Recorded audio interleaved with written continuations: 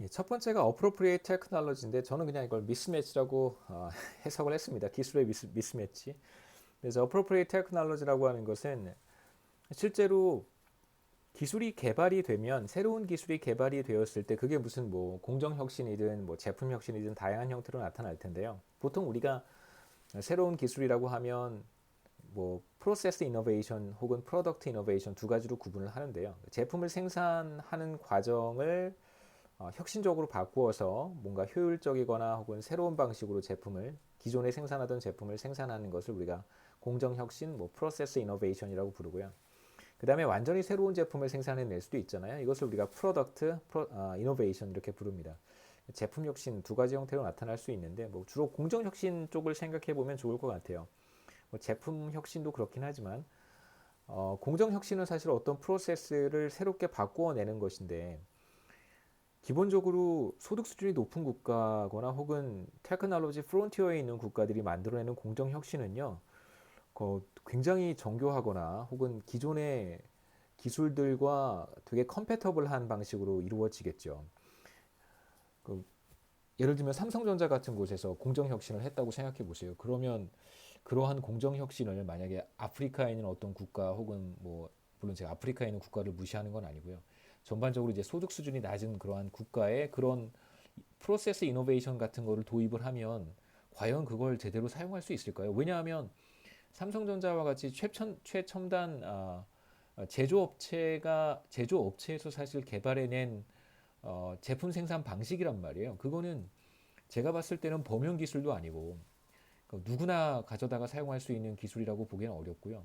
그 다음에 기존에 상당한 어떤 자본 설비를 확충하고 있거나 혹은 생산 설비나 생산 시스템이 최첨단화되어 있는 경우에 사용할 수 있는 공정 혁신일 가능성이 굉장히 높아요. 그렇다면 그러한 새로운 기술은 기술이 비교적 기술 수준이 비교적 낮은 국가이거나 혹은 소득 수준이 낮은 국가에 그러한 공정 혁신이라는 것을 도입을 하면 제가 봤을 때는 거의 뭐 쓸모가 없다고 보는 게 맞습니다. 그러니까 소득 수준이 높은 국가 혹은 테크놀로지 리더인 곳에서 만들어진 어떤 새로운 기술들이라고 하는 것, 뉴 테크놀로지는요.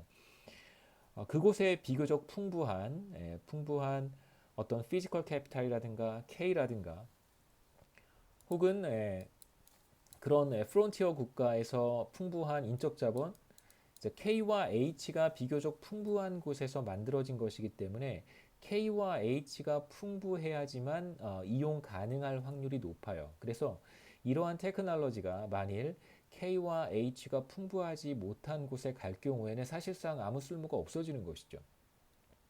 이게 바로 appropriate technology라고 하는 것입니다. 그러니까 기존의 테크놀로지 프론티어에 있는 국가들이 만들어낸 기술들은 자본이라고 하는 것과 인적 자본이라고 하는 것이 풍부한 곳에서 만들어졌기 때문에 K와 H가 풍부할 때 비로소 그 테크놀로지를 활용할 수 있는 건데요.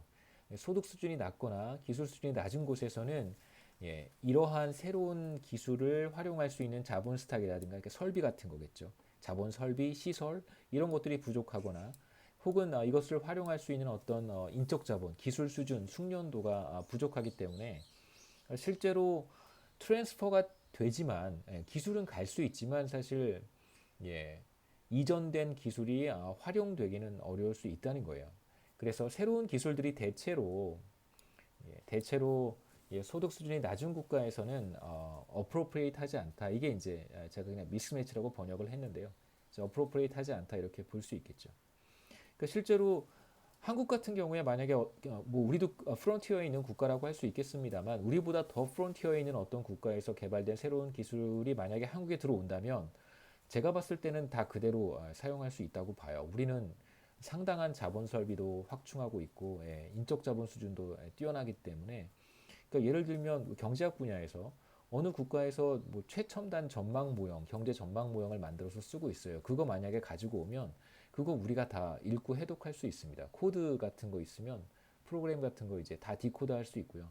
그거보다 더 좋게 만들 수도 있습니다. 그런 능력들이 다 우리한테 있기 때문에.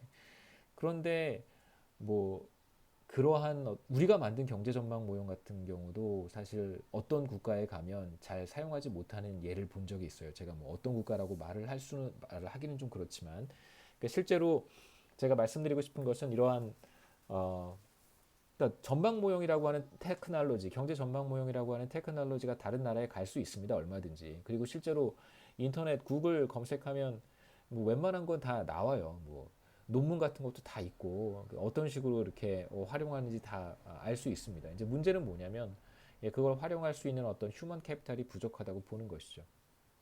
그래서 실제로 기술 이전은 일어나지만 기술이 활용되지 못하는 거죠. 그래서 사실 테크놀로지 트랜스퍼에 대한 배리어라고 보는 것입니다. 그다음에 이제 마지막으로 우리가 생각해 볼 만한 것은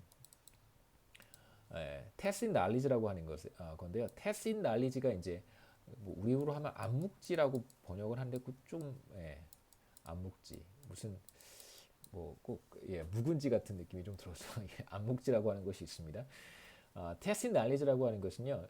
설계도 같은 거 다 있잖아요. 뭐 설계도, 뭐 설명서, 블루프린트 이런 거 다 있습니다. 뭐 스마트폰을 제조하는 방법, 제조법 이런 거 다 나와 있겠죠, 그렇죠? 뭐 레시피 같이 다 있습니다.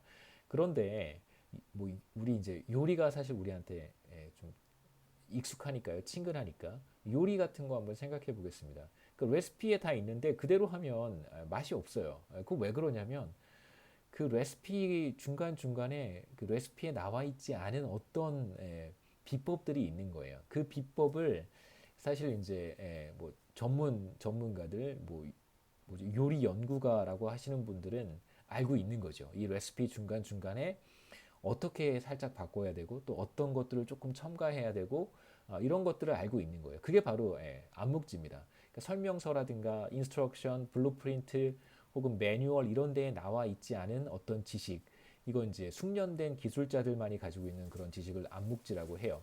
그러니까 아까도 잠깐 경제 전망 모형에 대해서 말씀을 드렸는데 경제 전망 모형 같은 거 그냥 갖다가 사용할 수 있어요. 그런데 하다 보면은 잘 안 되는 부분들이 있어요. 잘 안 맞고 이걸 고쳐야 되는데 어떻게 고쳐야 되는지에 대한 어떤 인투이션이 부족한 거예요. 그런데 그걸 여러 번 반복했던 사람들이거나 혹은 그쪽에 정말 전문가들은 그게 왜 안 되는지 알아요. 그래서 그걸 금방 바꿀 수 있습니다. 그러니까 저도 코딩 같은 걸 굉장히 많이 하면서 논문을 쓰는데 그래서 누가 이제 제가 이제 프로그램 짠 거 만들어 놓은 프로그램을 이제 달라고 하면 저는 그냥 다 줍니다. 웬만하면 다 줘요. 주면 사실 제대로 활용을 못 해요. 뭐 그분이 지식이 부족해서가 아니라 뭐 자기 분야에선 잘하겠지만 제가 하는 분야에서 어, 그 코드가 왜 안 돌아가고 그게 만약에 잘 안 될 때 어떻게 해결해야 되는지에 대한 사실 지식은 없는 거잖아요. 그거는 대단한 지식도 사실 아니에요. 근데 요소요소에 굉장히 경험이 풍부한 사람들한테서만 찾아볼 수 있는 그런 지식이라고 볼 수 있는 것이죠. 근데 실제로 뭐 제가 그냥 뭐 현실적인 예를 들었지만 제조업 분야라든가 첨단 기술 이쪽으로 들어가게 되면 이 테스트 날리지는 정말 어마무시할 정도로 중요한 역할을 하게 됩니다. 그러한 경험, 금융시장도 마찬가지겠죠. 금융시장에서 금융 상품에 대한 이해 전반적으로 관련된 전문가들이 아니면 그 이해도가 그렇게 높지 않습니다. 저도 잘 모르니까요. 그렇기 때문에 사실 더 깊은 어떤 기술 분야로 들어가게 되면 테스트 날리지는 매우 중요한 역할을 수행하게 되는 것이죠. 뭐 제가 잠깐 적어놨는데요. 설명서라든가 매뉴얼 같은 데에는요. Thousands of small details about the workings of technology learned over years of experience and transferred from person to person.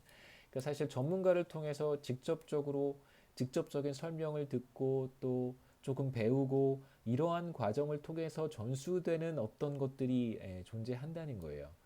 사실 그래서 그 저도 이제 경제학 공부를 하러 박사 과정을 하러 미국에 가서 공부를 했지만 사실 미국의 교수들과의 어떤 인터랙션 또 그분들과 대화 그다음에 뭐 심지어 농담 뭐 이런 여러 가지들 그다음에 뭐 그분들이 세미나 할 때 이런 커멘트라든가 또 제가 논문 발표하면 또 그분들이 해주시는 커멘트라든가 사실 이런 것들이 정말로 중요한 어떤 자산이 된다는 느낌이 굉장히 강합니다. 그런 생각이 지금도 있어요. 마찬가지입니다. 사실 뭐 우리가 기술 이전을 할 때 설명서, 매뉴얼 이런 거 보내고 사실 끝나긴 하죠. 물론 이제 직접 가서 가르쳐 주는 경우도 있는데요. 하지만 이제 테스날리지까지 디테일한 것까지 전수해 주는 건 사실 어려울 수 있습니다. 여기까지가 8장의